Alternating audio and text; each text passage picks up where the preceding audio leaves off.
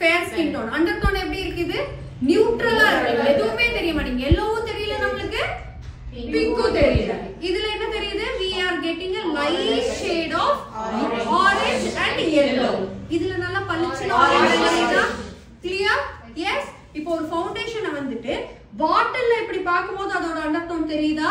தெரியாது. இந்த மாதிரி ஸ்வாட்ச் பண்ணி பாக்கும்போது தான் தெரியும். அதனால தான் go to stores ஸ்வாட்ச் பண்ணி பாருங்க. அங்க டெஸ்டர்ஸ் இருக்கும். ஸ்வாட்ச் பண்ணி பாத்தீங்கன்னா தான் ஓகே இதோட அண்டர் டோன் இது, என்கிட்ட இந்த அண்டர் டோன்ல இல்ல, இந்த ஃபவுண்டேஷன் வாங்கினா எனக்கு கரெக்டா இருக்கும் அப்படின்றது உங்களுக்கு அங்கதான் தெரிய வரும்.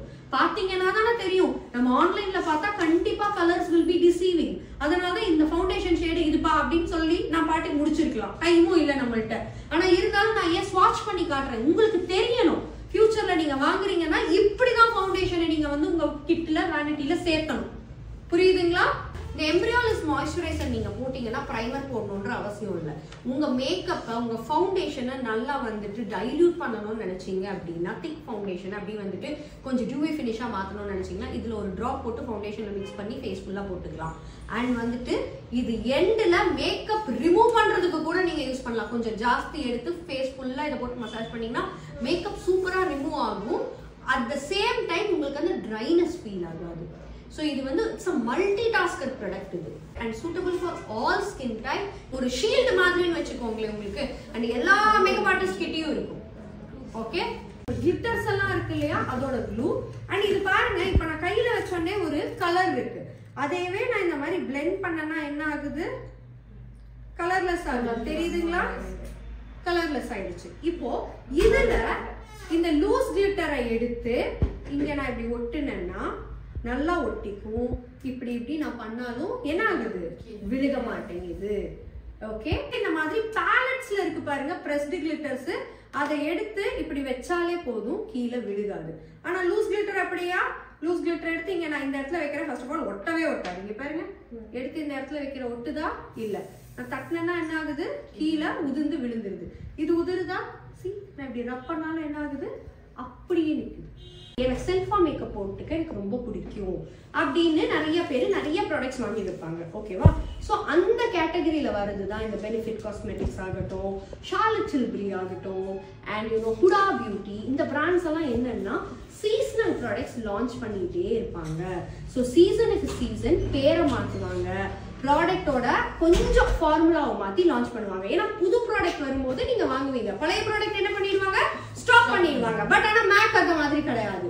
மேக்ல இப்போ நீங்க வாங்குற காம்பாக்ட் 10 வருஷம் போனாலும் இருக்கும், இப்போ நீங்க வாங்குற கன்சீலர் பேலட் 10 வருஷம் போனாலும் இருக்கும். Because those are all professionals காலகாலமா அதை யூஸ் பண்ணிட்டு இருக்காங்க. அதோட பேக்கேஜிங் மாறும், ரேட் மாறுமே தவிர அந்த ப்ராடக்ட்டை ஸ்டாப் பண்ண மாட்டாங்க. உங்ககிட்ட இருந்து வாங்குறேன் பாத்தீங்களா ஒரு ஃபீஸ், அதுல இதையும் சேர்த்து வச்சுதான் நான் பிரஷ் உங்களுக்கு தரேன்னு சொல்றது. ஓகேவா?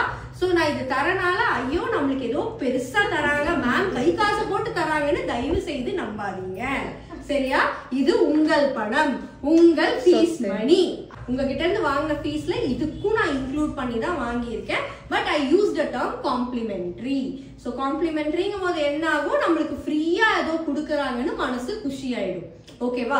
இப்போ ஃபார் எக்ஸாம்பிள் 1 லிட்டர் என்ன நீங்க வாங்குறீங்கன்னா சக்கரை ஃப்ரீ அப்படிம்பாங்க. ஓகேவா? அப்பா ஃப்ரீ கிடைக்குதுன்னு நம்ம வாங்குவோம் இல்லையா, அதே கான்செப்ட் தான். ஓகேவா? சோ யாரும் யாரோட கை காசு போட்டும் கொடுக்கல, அதனால நம்பாதீங்க. அண்ட் பார்ட்டி மேக்கப்க்கு எனக்கு ஹெச்டி வேண்டாம், ஏர் பிரஷும் வேண்டாம், லைட்டரா பண்ணுனா அந்த ஹெச்டிக்கு பண்ற ஒரு 2-3 ஸ்டெப்பை நீங்க கட் டவுன் பண்ணி தான் பண்ணணும். ஹெச்டிங்கிறது கொஞ்சம் வந்துட்டு இன்னுமே லாங் லாஸ்டிங்கா இருக்கும், அதுக்கு எஃபர்ட் ஜாஸ்தி. அந்த எஃபர்ட்டுக்கு தான் காசே தவிர நீங்க ஒரு எக்ஸ்ட்ரா பண்ற ஸ்டெப்புக்கு தான் காசு. இப்போ பார்ட்டி மேக்கப்ன்றனால நீங்க பிரைமர் போடாம மேக்கப் பண்ண முடியாது, மாய்ஸ்சரைசர் போடாம மேக்கப் பண்ண முடியாது. கரெக்டா? எல்லாமே போடுவீங்க. எங்க வீட்ல வந்துட்டு ஒரு சின்ன நேமிங் செரிமனிங்கன்னு வாங்க. ஓகேவா? அந்த நேமிங் செரிமனிக்கு எந்த ஒரு மேக்கப் ஸ்டெப்ஸும் கிடையாது. அதுல அவங்க எப்படி இருக்கணும்னு நினைக்கிறாங்களோ அதுக்கேத்த மாதிரி தான் மேக்கப் பண்ணுவீங்க. அதுக்குண்டான சார்ஜ் தான் நீங்க வாங்க முடியும். ஓகேவா? எங்க வீட்ல ஒரு 20 பேர் தான் இருப்பாங்க, 20 பேருக்கு அளவா மேக்கப் பண்ணுங்கன்னு வாங்க. 20 பேருக்கு அளவானா நான் எப்படி மேக்கப் பண்ணுவேன்? அப்படி ஒரு டெக்னிக்கே கிடையாது. ஓகேவா?